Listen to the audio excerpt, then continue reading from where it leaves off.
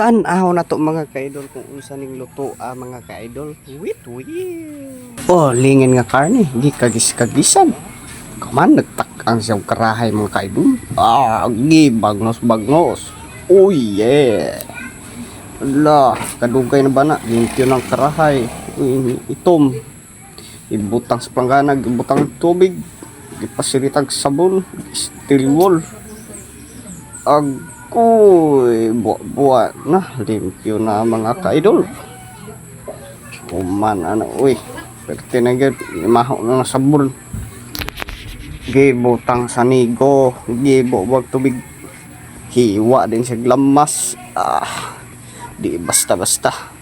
Murag sabaw, ginagtiradahan Siling alabuyo, mga ka-idol. Siling alabuyo. Napoy atsal. Ay hilaw dahil. Hilaw nga labuyo. Luy Aklaro na mga kaidol. Sabaw gini ay.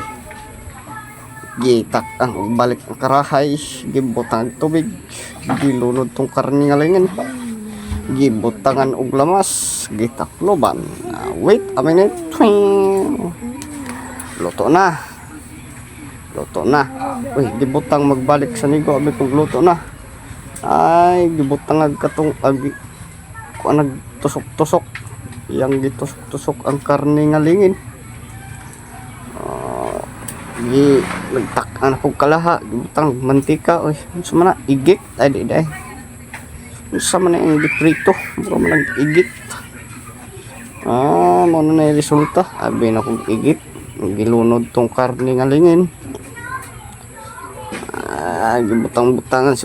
Gibutangan nagkuan lamas agoy gibutang tuyo sa man na yang gipang butang mo man na sa Pilipinas.